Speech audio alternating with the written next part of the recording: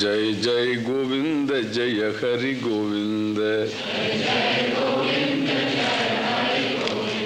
जय जय गोविंद जय हरि गोविंद जय जय गोविंद जय हरि गोविंद जय जय गोविंद जय हरि गोविंद जय जय गोविंद जय हरि गोविंद जय जय गोविंद जय हरि गोविंद जय जय गोविंद जय हरि गोविंद जय जय गोविंद जय हरि गोविंद जय जय गोविंद जय हरि गोविंद जय जय गोविंद जय हरि गोविंद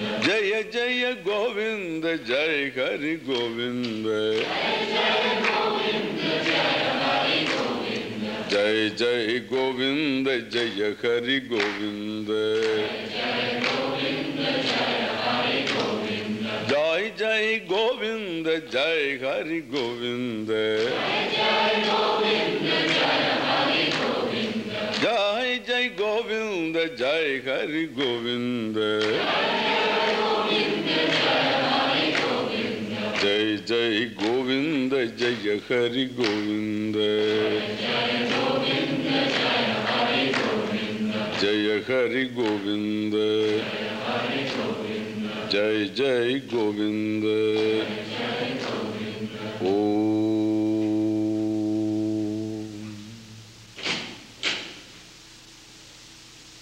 ओम ब्रह्मानंदम परमसुखदं केवलं ज्ञानमूर्तिं द्वन्द्वातीतं गगनसदृशं तत्त्वमस्यादिलक्ष्यम्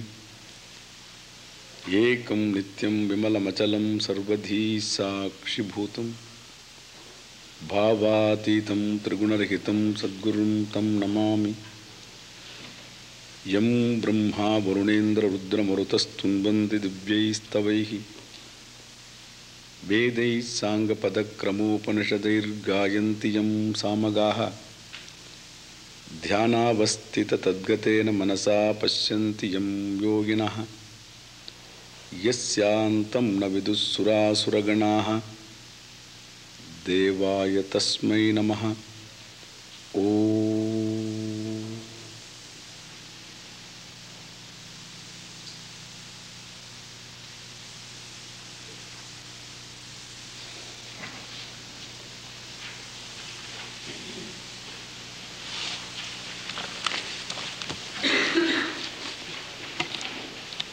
Take your book. Om Arjuna Uvacha Prakritim Purusham Chaiva Kshetram Kshetrajnamevacha Yetadveditumicchami Jnanam Jneyam Cha Keshava Shri Bhagavanuvāca Idam Shariram Kaunteya Kshetramithyabhidhiyate Yetadyo vetitam prahuhu Kshetrajñayiti tadvidaha Kshetrajñam chapi mam vidhi Sarva kshetreshu bharata Kshetra kshetrajñayor jnanam Yatta jnanam matam mama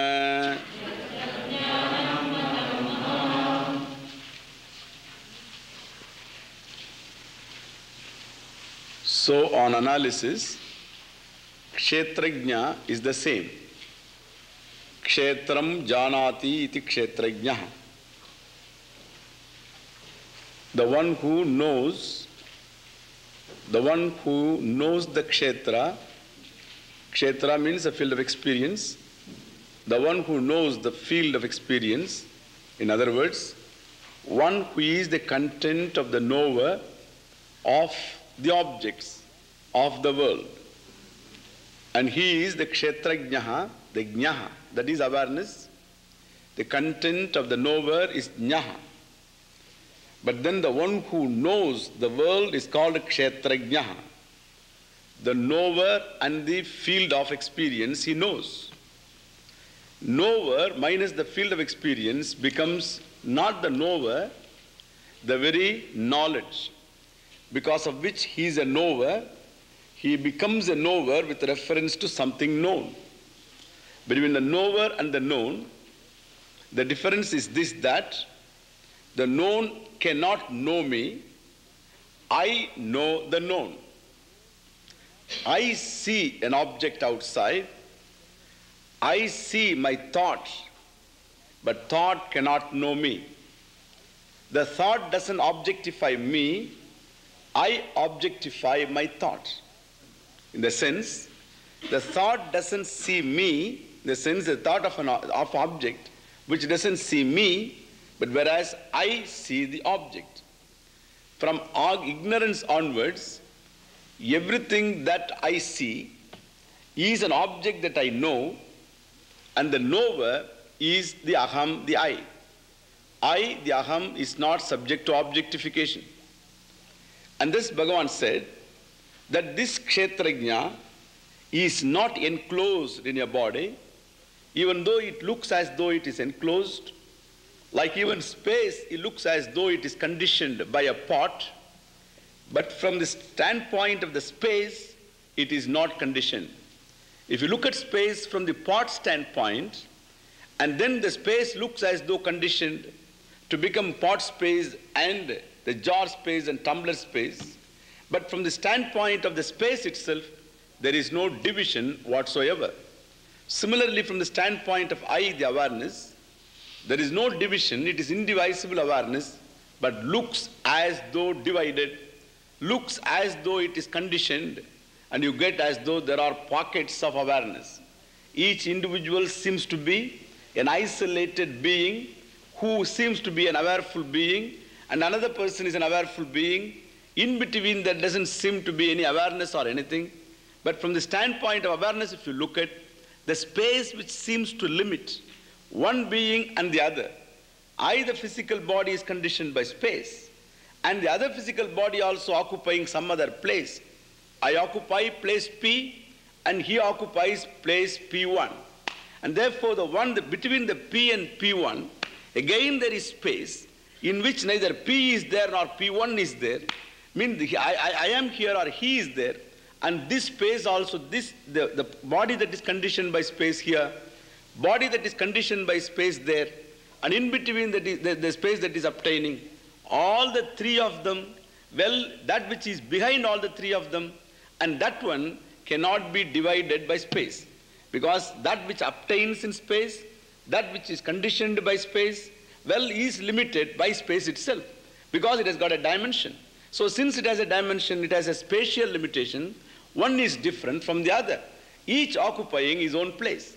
But then the one that is not divided space, in as much as that which is unconditioned by space, behind the very space itself, because of which I am aware of space, and that awareness is when the space is, and awareness is even when the space is not.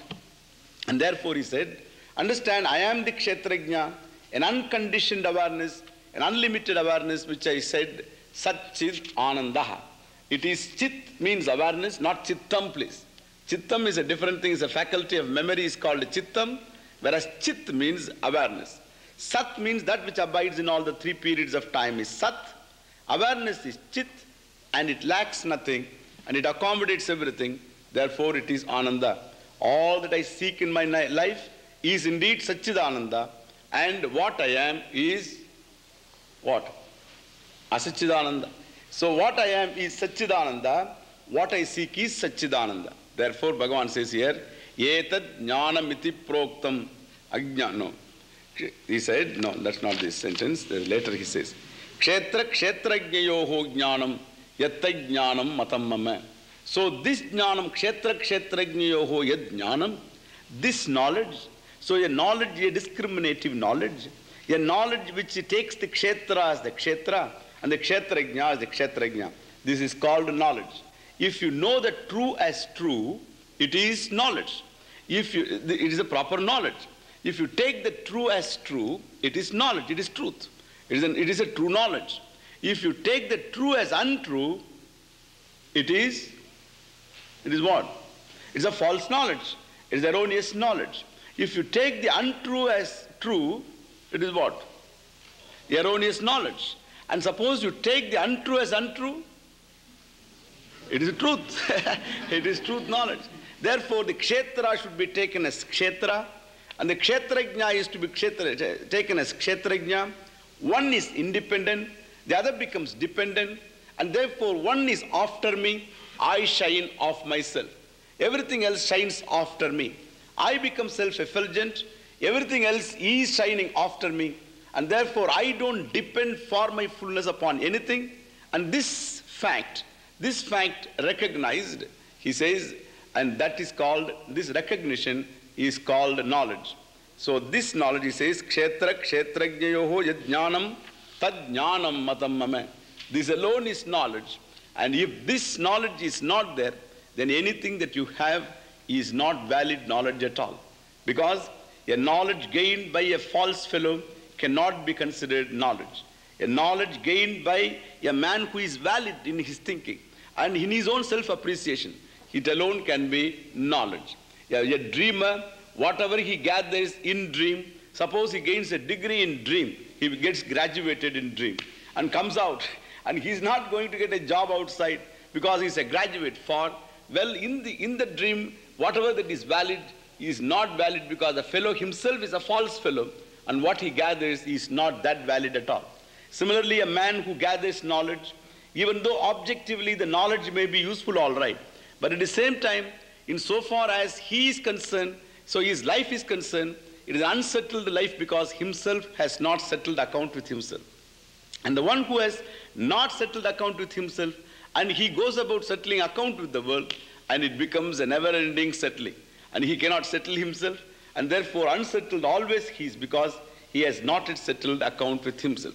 When you point out the world is bad, you must always remember only one finger is popping out towards the world, and there are three fingers pointing towards you. This is a important thing you should remember. When I say the world is bad, there are three fingers pointing out towards me. Is it not true? The world is bad. There are three fingers pointing out towards me. Therefore, should I not think twice, not twice, thrice? I should think thrice that before I say the world is bad. For there are three fingers towards me, please. Always, this is an important thing for. The world is not at all bad. And the one who looks at the world bad, and that mind, the interpreting mind, that alone is bad.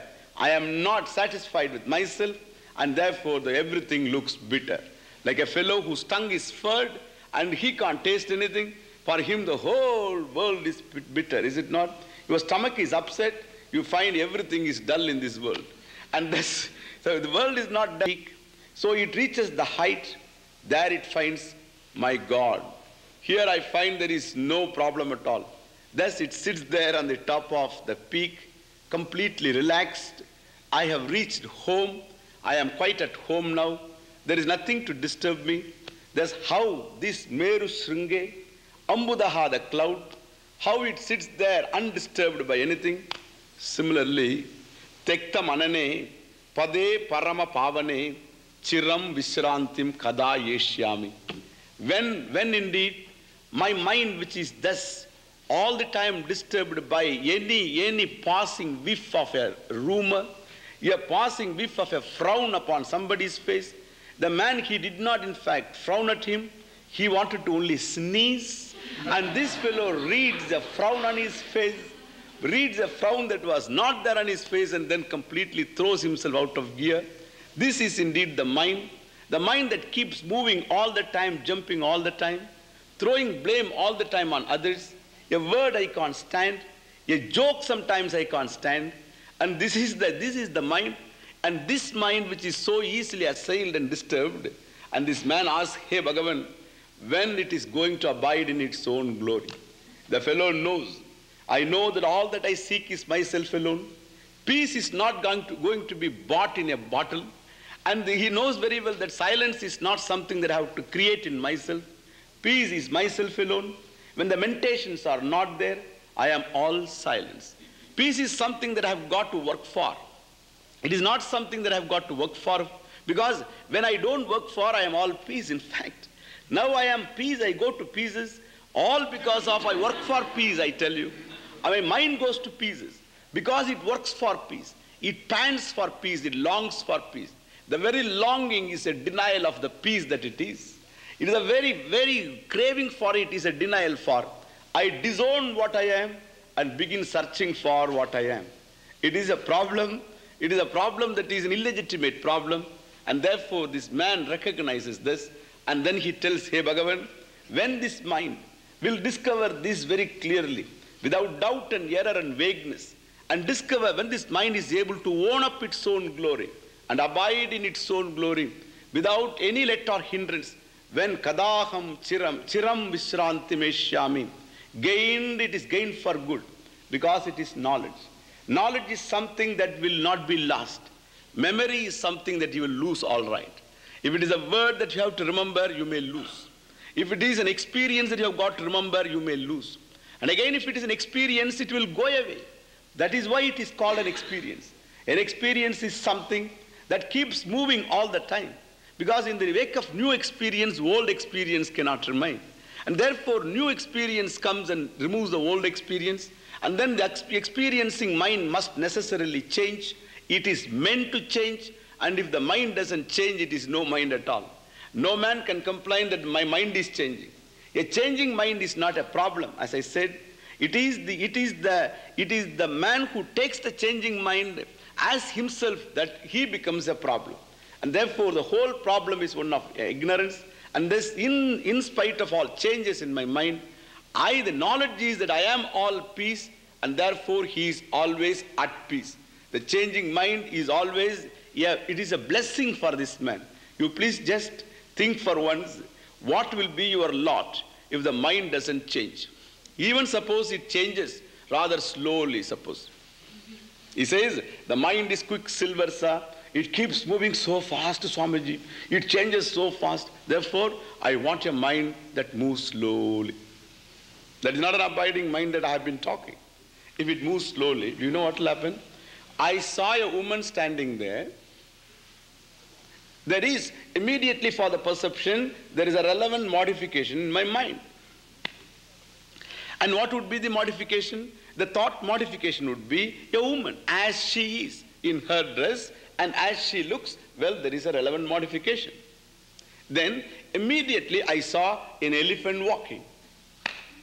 Now what happens? So my mind is so dull and so slow that the woman that I saw will not go away, and the elephant comes inside.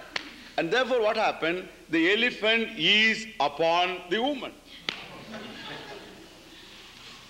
Therefore what do you get now? A woman, elephant, plus elephant. A woman plus an elephant. It is not woman elephant. A woman plus an elephant. And again I see a man, and that fellow is upon the elephant now. And I see a tree, and it is standing on the elephant and the man now. Therefore, you will never get any distinct form of knowledge. Thank all gods, I tell you. Thank all your stars that the mind changes so quickly. So quickly it changes. And the beauty is, like even in a tape, as you record new, how the old one gets erased. The mind, just as the new perceptions come, the old ones get erased. The only difference is, and it is imprinted here, somewhere in the impressions on the slabs of memory, the old ones are imprinted, new ones keep going. This is the mind. It is meant to change and it keeps changing. It is a blessing. That is not a problem.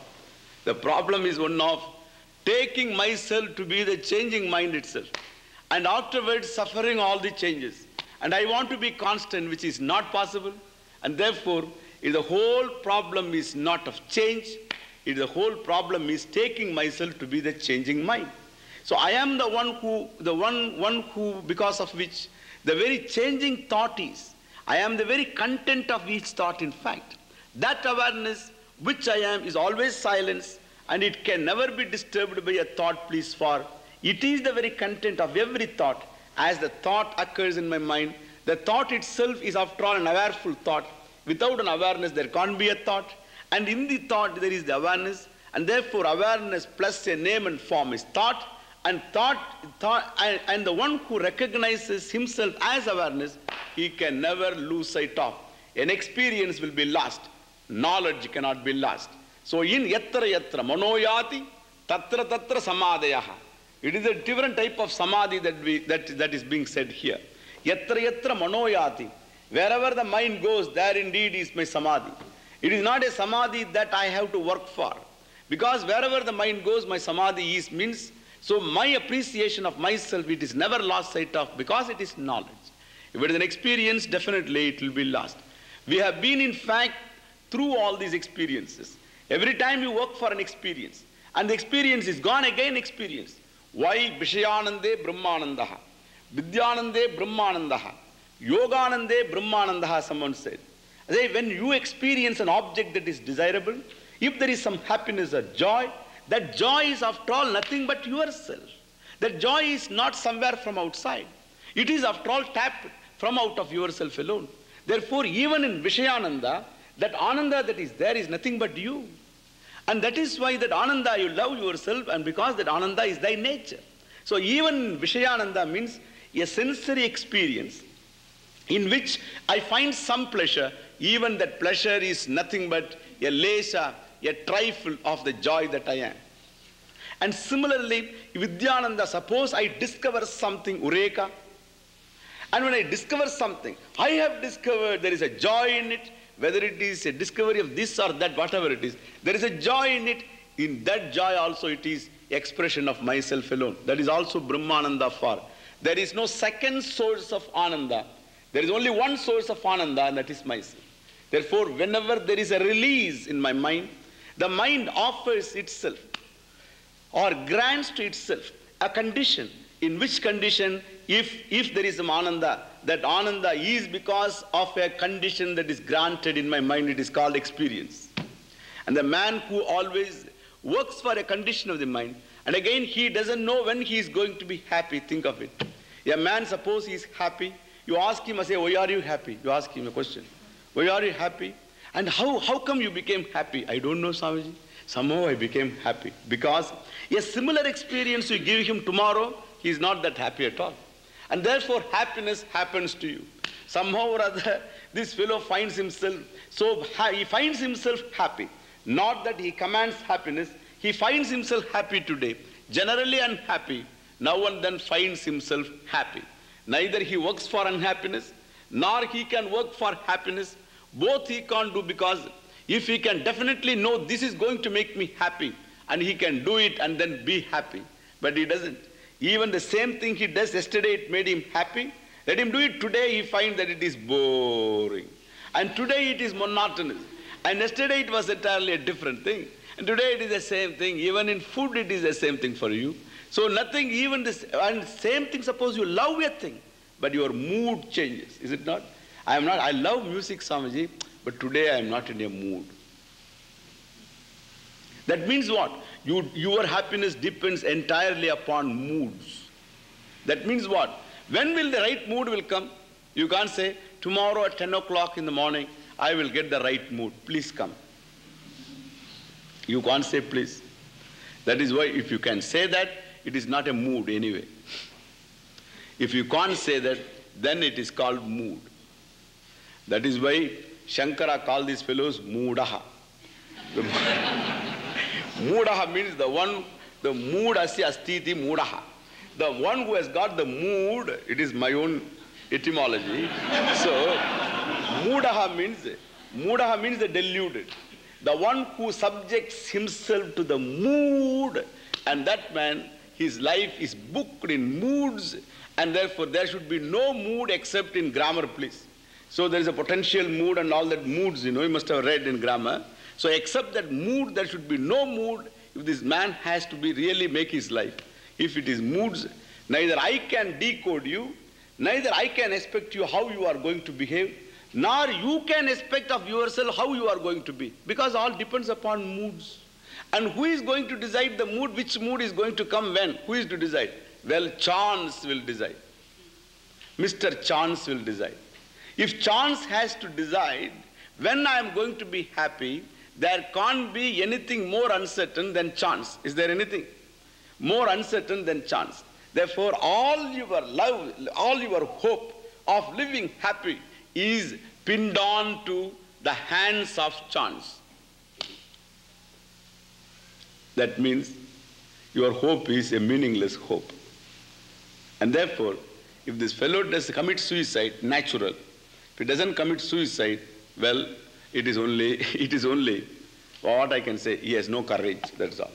He has no courage to commit suicide, or he has got some hope, tomorrow will make me happy. Thus a man committed to moods is not a man at all, neither he is a woman, because woman also is the same problem therefore. So this fellow, man or woman, one who is committed to moods, he doesn't make a life out of his, what you call, life. Okay. And therefore Bhagavan says that this is considered jnanam Arjuna, etad jnanam iti proktam. This is indeed kshetra kshetrajnayoho yad jnanam tad jnanam. That alone is knowledge. Any other knowledge is not going to make his life a fulfilled one. And later, in 3 verses, Bhagavan tells Arjuna, this kshetram tat kshetram yachayadrikcha yad vikari yataschayati sachayo yat prabhavascha tat samasena me shrunu rishibir bahuda gitam chandobir vividaih pratak brahma sutra padaischaiva hetumadbir vinischitaihi. Arjuna, again, I tell you in detail and in brief also. I will tell you completely in brief what is exactly this kshetra, because he has not told. I have told all right, but he has not told here. What he has told, I have told in the beginning. So Bhagavan tells now the same thing what I said, he is telling here. So because what he said, I told in the beginning. That is what it is. So this he says now, yat yadrik, what is the kshetra? What constitutes the kshetra? And who is the kshetrajna? And what is his glory? All that I will tell you. And again he says, Rishabir bahudagitam chandobir vividaih pratak brahma sutra padaischaiva hetumadbihi vinischitaihi. Hey Arjuna, this something what I have been talking, this knowledge, is not something new. Never go away with this feeling that Krishna has introduced a new cult. That Krishna cult and Krishna consciousness is not anything new, he says, Krishna says, but modern people may say anything different. But he says, the Krishna is not introducing a cult, my dear. He says, Rishabhihi bahuda gitam, chandobihi vividaih pratak. So he says, Rishabhihi, by the rishis in the even before. The same thing has been told in many ways in the Vedas. Chando visishtaihi, vedaihi bahuda gitam rishabhihi. In the Vedas, in the scriptures, they have been told in many ways, in manifold ways. They have been sung in manifold ways in the mantras, in various forms and various verses and chants. They have been the same truth had been unfolded long before. Not merely because the Vedas said we have to accept it, but then all that is said is upheld by logic too. It is not something that is irrational that is being said. It is something based upon personal experience of people. It is a logic that is based upon personal experience. And also what is said in the Shastra. And therefore he says, Brahma Sutra Padaischaiva Hetu Madbihi Vinischitaihi. It is not arbitrarily told that you are Satchidananda and you are asked to believe. All of you please believe that you are all Ananda and Satchidananda. It will be a belief, all right, a belief of a Dukhi, a fellow who takes himself to be a mortal, and he is asked to believe, you believe that you are immortal. How can he believe? The fellow knows that he is a mortal. And he finds in every truck a Yama that is coming there. A Lord Death is there in the form of a truck all the time in the road. And thus this fellow, who is all the time round the corner, he finds a death. And such a fellow, he is told, say, you are immortal, believe. How can he believe that? He can't believe. Even if he wants to believe, the fellow will get up in the morning as a mortal and will go to sleep only as a mortal. The only release from mortality is when he sleeps. And in between, again the fellow will get up as a mortal form. He is a mortal for certain, he knows. And how is he going to believe it? It is against experience. It is against his own knowledge. And therefore, it is not a matter of belief. It is a matter for understanding. And therefore, Bhagavan says, it is something that has been proved, unfolded by, with sufficient logic too. Because what is truth will not be illogical. Even though it is by logic we don't establish it. Because it is myself alone. It doesn't require any logical establishment. Like even when you see me, it is not logically you establish that I am here sitting. But it is by a means of knowledge you establish that I am here. You come to know that I am here not by logic. It is not an inferential knowledge. It is something that is perceptual. Similarly also, what I am is self-evident. The problem only is that what I am really, that is not known. Half known and half is not known. But unfortunately, half knowledge is no knowledge. In fact, half knowledge is more dangerous than no knowledge. And therefore, half I know that I am someone, I am a being who is existent, I know. I am a conscious being, I know. Now and then I am capable of becoming Sukhi also, I know. These things I know. And again, I had the experience of being free from all limitations. That also, an experiential knowledge I know. The only problem is a recognizing knowledge is not there. A knowledge which recognizes me. That knowledge is not there. And therefore, what do we require is only a pramana. And therefore, sufficient logic is advanced to make you see what it is all about. And the logic is used, like even a pole vaulter uses a pole and so that I can leap and throws the pole away. Similarly, logic is used because logic is necessary. All the problem is created by the intellect. And all the problems that are set by intellect, they are all problems born of fallacious logic, and they can be solved only by proving the fallacies in the logic. This is called neti, neti, netiti. So we negate what we are not. And again with the words, by a means of implication. By a means of implication, we just point out this is what you are. And the man recognizes far. So that implication means whether you directly say something or in an implied form you say something, that something is recognized. Like even when I say, the beard is going, you know very well the beard cannot walk. The beard also begins to walk away. Think of it. The beard doesn't walk. But then when you say the beard goes, you understand very well it is the bearded man that goes. It is not the beard that goes, it is the bearded man that goes. You supply the man and then understand it is the bearded man. The white runs when I say, it's a white horse that runs. Thus similarly, or the white horse is walking, please. See the white horse walking? Suppose I say, what is that? The white horse walking. Suppose it is really a white horse is walking, it's a simple sentence. Suppose there is a white horse walking, it is a simple sentence. And there is no implication. It is a simple sentence, you just see the meaning of it. Here you see there the white horse walking, no problem. Suppose there is no horse at all, much less any white. And there is a black man coming. And you say the white horse walking. What does it mean? And I see he's walking a little. I understand, yes, white horse is walking. The fellow is moving laterally more. There is white horse inside. You know that white horse? You don't know here? Don't know? Oh, don't know still? White horse, I suppose whiskey, I suppose. So white horse. Suppose I say the white horse is walking, and what is walking now? White horse doesn't walk. This white horse doesn't walk. I know very well. It is a fellow who has got a bottle of white horse inside. He is walking. That fellow is walking. It's very clear. This is called implication. And where the implication is involved, understand, wherever the implication is involved, the man must be more alert.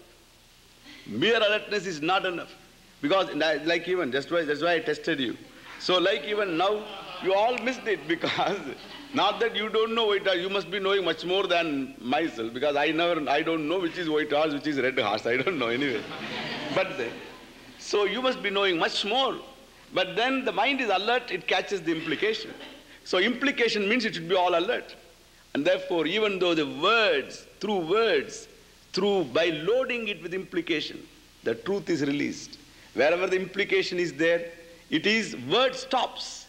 And after the word stops, there is something that is implied. And that is always silence. It is an unsaid word. It is the unsaid word that delivers the truth in fact. It is a word that doesn't deliver the truth. But then the word is necessary to imply. And afterwards the word stops. And there is an unsaid word, and which is silence, which is an implication.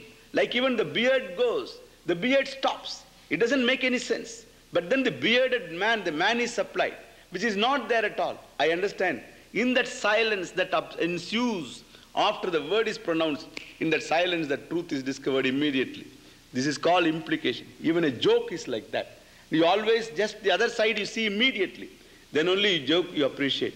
And therefore, if a man, is another thing. If a man, while the implied sentence is used, he doesn't understand. Or when a joke is made, this fellow doesn't laugh. But then sometimes we find this fellow goes to the bathroom later after 10 days and he laughs for the joke that Swami. Till then it didn't occur to him. Oh, the fellow laughs after 10 days. And that laughter is again born of the joke that is made here, please. Again, that is born of teaching alone. If you don't recognize the whole thing right now, and if you recognize it later, it is an unfortunate thing that you don't recognize it now. If it is not recognized, if at all he recognizes later, which is very remote, because when a teacher is teaching with flesh and blood, with all his love and eloquence, if he teaches, if it is not understood, then later he is going to understand it is a far remote cry. He is not going to understand. If at all he understands, again the glory goes to the teacher, not to the student, please. It is an old joke for which he laughed today.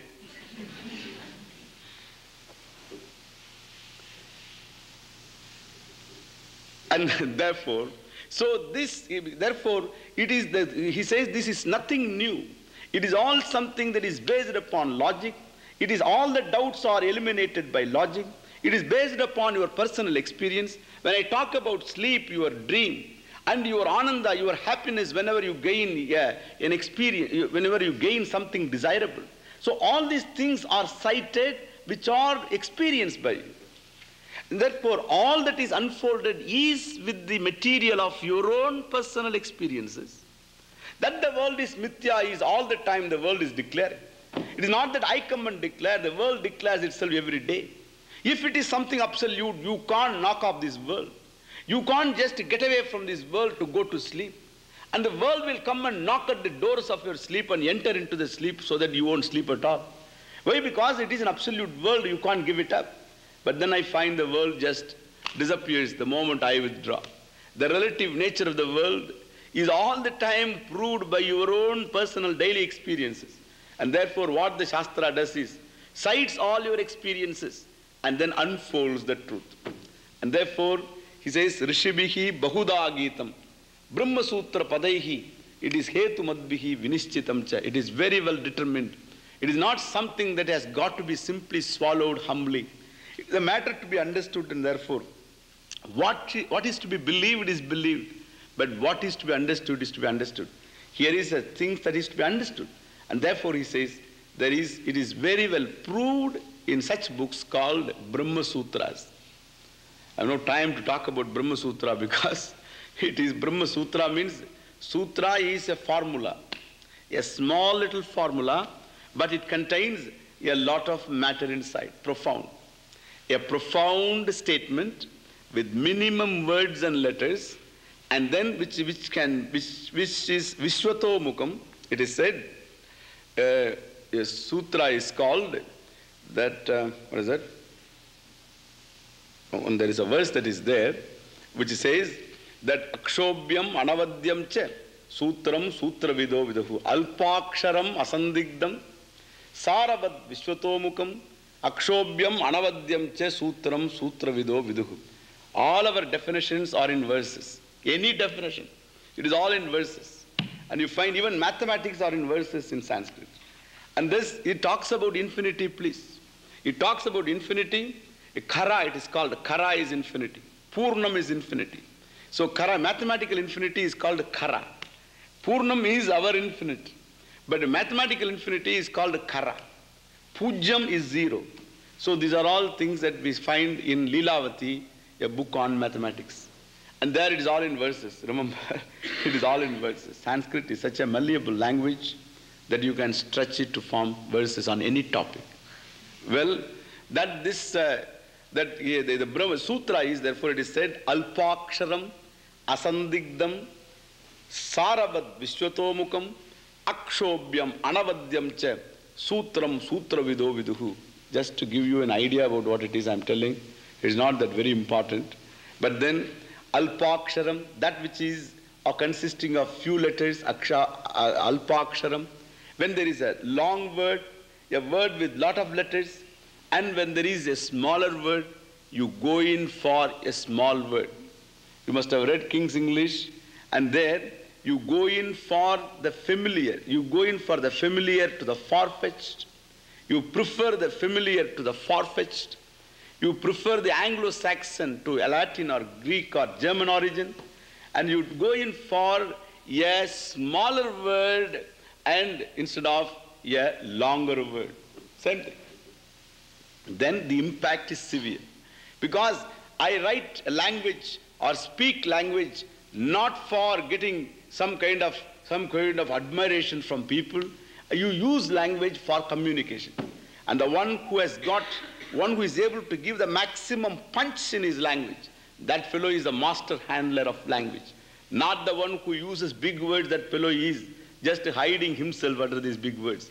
Big words are nothing in fact. And therefore big words, after all, you have to get a few words. Any number of big words, we can always get them. There's not a very difficult thing.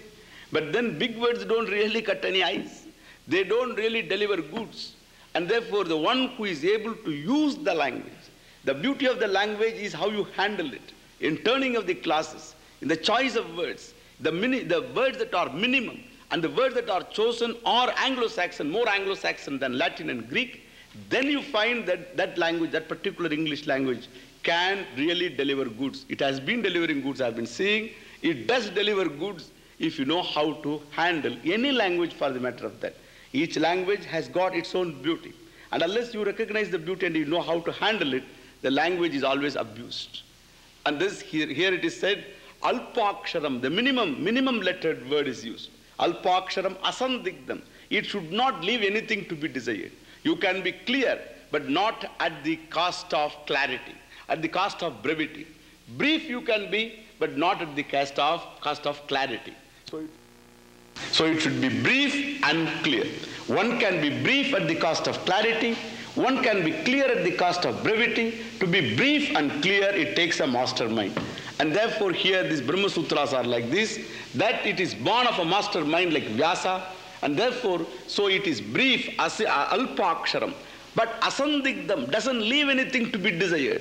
And again, alpaksharam, asandigdam, saravat vishwatomukam. It is very profound, saravat sutram. So it is something that has got sara, it is very profound. And again, vishwatomukam.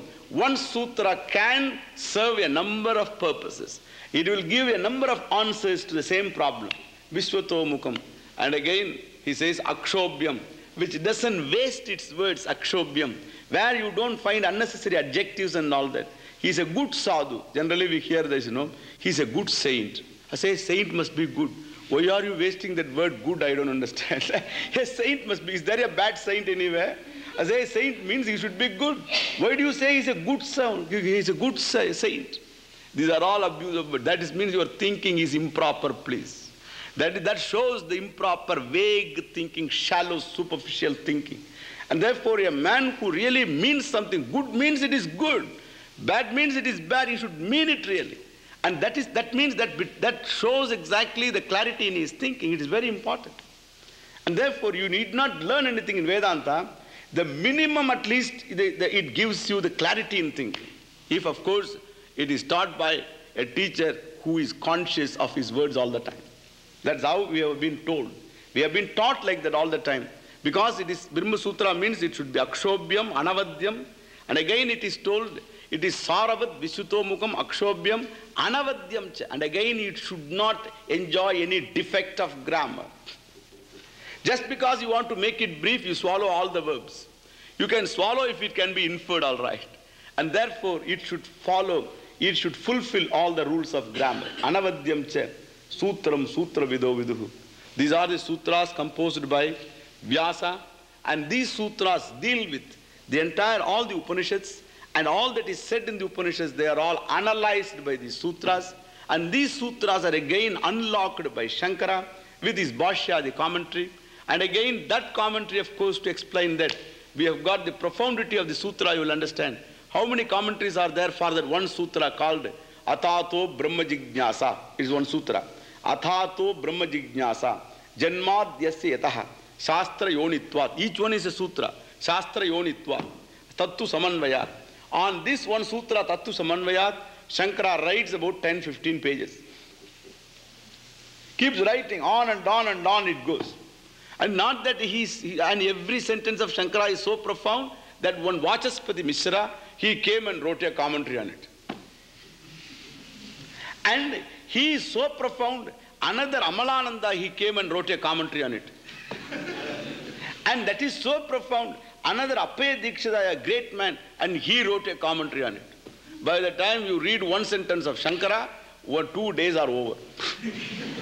Because you have to read that commentary, that commentary, that commentary, that commentary. I tell you, just to indicate the thoroughness of this learning. Everybody cannot become a teacher. Unless this thoroughness is there, then only he can be an authentic Vedantic teacher. So much is there. I may say, what I say may be 1 or 2 things. But what is not said is so much. And what is not said should back all that you say. Then only there is authority in it.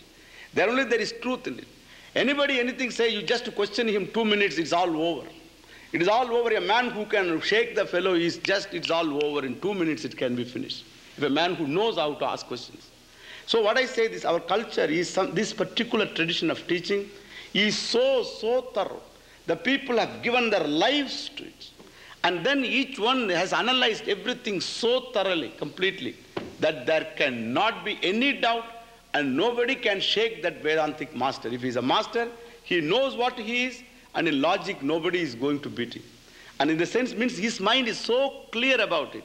And if the other man has got some kind of logic, and he will do judo to that fellow, and he is finished by his own logic. And by the fallacy of his own logic, it is all over. What I say, it is not a question of any competition or anything. It's a question of thoroughness. And I want you to know how thorough the people have gone. The whole tradition is a thorough tradition. Whether it is dance, or it is music, or it is spiritual tradition, the thoroughness is something that is amazing. I always wanted to find out some defect in this Vedanta. I was not going to accept anything just because somebody told it. So I always wanted to find out what are the defects in it. And every time I got beaten.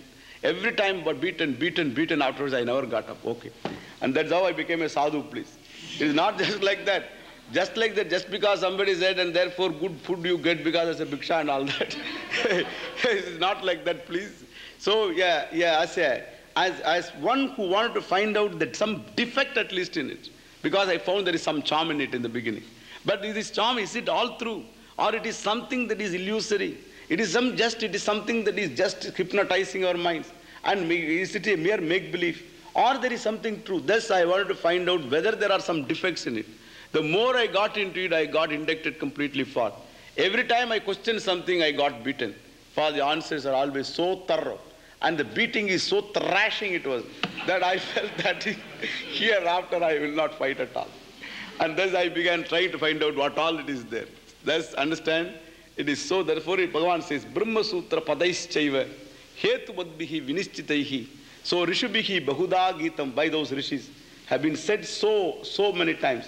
And again it is upheld by such great giant intellects like Vyasas and Shankara and others. And therefore, Arjuna, Bhagavan says, it is nothing new about it, Arjuna. It is something good old thing it is. Even that Natya that she was dancing, don't think it is yesterday's or day before yesterday's. And it is something that is thorough. I tell you, it is such a thorough dance it is. You can't make symbols like that. You can't even imagine such symbols unless you know what it is. It is a Bharatanatyam. Bharata wrote. Long before some ding-dong age, we don't know when Bharata was. So we don't know when he was. So in those days, it was written there long before in the ancient days, Bharata wrote. And I have a book of Bharata. In original Sanskrit, I have got the Bharata. I tried to find out, I say, what it is all about. I tried to read. It is so, again, it is in verse form. That is also verse. And there again, the mudras, different mudras and things like that. It is such an integration. There is nritya, natya, abhinaya, ityadi. So it has got different angas in it. There is dance in it. There is abhinaya, there is gestures and things like that. This abhinaya, this she said, it is Krishna. It stands for Krishna. And there are so many, these are all later additions. But in the beginning, so various mudras that are there. So the limbs also, the face moves along with the movement. The eyes always see the movement when her hand goes there, and her eyes also go. These are all part of it. And thus, there is an integration. So with the action, your mind, everything is there, so that the whole personality is integrated by this process of dance itself. Where my hand is, there my eyes are, there my mind is also. And therefore, there is bhavana in it, there is an attitude, and there is the movement. And if such integration is there, then in my life also, between thoughts and my action, there will be natural integration. And again, there is rhythm. There is a beat that is there. To that, the whole dance is just tuned to that beat. And she can never go out of tune. And thus, similarly also,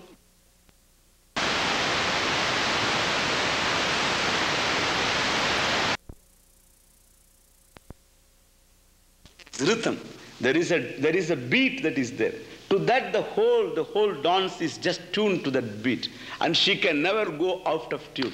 And thus, similarly also, to the Lord's dictates, to the Lord's mandates, as it were, those actions that are considered to be the right ones, which everybody can very easily understand what they are. And to that alone, his whole life is hitched on. And thus, from childhood onwards, the child is taught. This dance is similarly, if you take music, it is thorough. It is not just simple bland music, please. Sa, re, ga. What is it? Da, do, ma? Do, re. Do, re. So it is not that alone. It is not that piano music alone. I don't say that I love Western music as well as the Indian music. There is no question. I love all types of music. Even a fellow squeaks, I like that. As long as he doesn't detain me from going to the class. I like all right. But then what I say, there is a thoroughness about it. So in between there is so much. There are other notes in between. Between sa, there are so many sas. There are so many re's. Thus, sa, re, ga, ma, like this. There are many sas, there are many re's, there are many gas. And that is why you find Indian music sometimes, it is very difficult. Shaky rather, is it not? Rather shaky. And all that. So that you cannot do it. In piano you try for that. I say, suppose, I just give you this. Jai Jai Govinda Jaya Hari Govinda. Simple. Jaya Jaya Govinda Jaya Hari Govinda. Very simple. This perhaps you can do it in piano. Jai Jai Govinda Jaya Hari Govinda. Jai Jai Govinda Jai Hari Govinda. You can do it. Jai Jai Govinda Jai Hari Govinda. You can't do that. Try. Jai Jai Govinda Jai Hari Govinda. You can't do that. You can't do that. So you can do it.